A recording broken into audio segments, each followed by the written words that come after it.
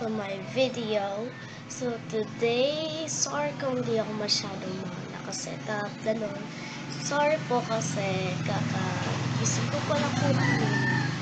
And today, pag-uusapan natin kung bakit sobrang healthy ng mukha ko at sobrang kinis dahil po,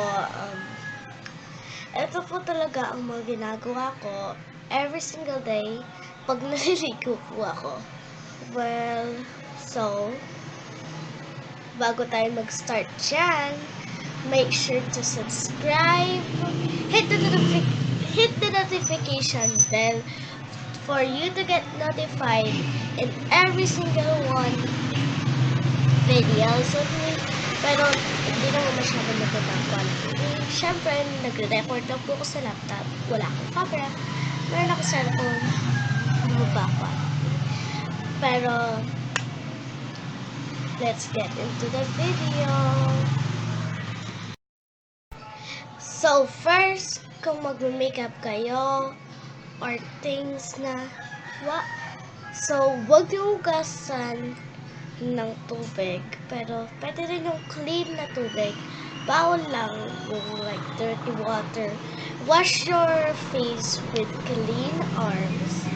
Well, ang ginagamit ko talaga ay Pond's. Not sponsored. Sorry kung madali ko po.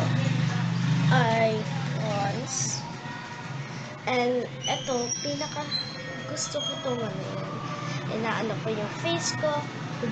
Inaalis ko muna ang makeup with clean water and I will use Pond's. So, hindi naman po talaga sa akin to. Sa ate ko po to. Secret. Okay. Number 2 is smoothing gel, aloe vera, and snail for all types of skin, and 95% moisturizing, firming, brightening. Well, aloe vera and snail, pwede siyang lagay sa mukha. And it's so good and it feels good. Pag nililigo ka, pwede mo ilagay sa mukha mo to. By the way, not sponsored, pero ito ang mga skincare routine ko. By the way.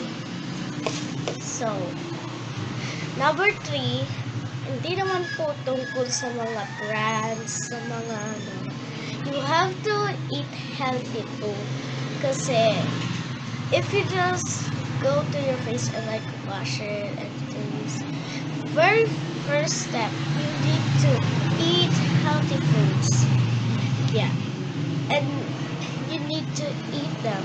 It's so good. And it moisturize your face and you'll have a healthy body.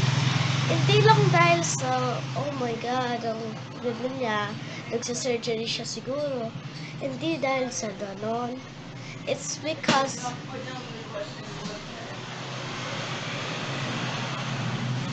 healthy face.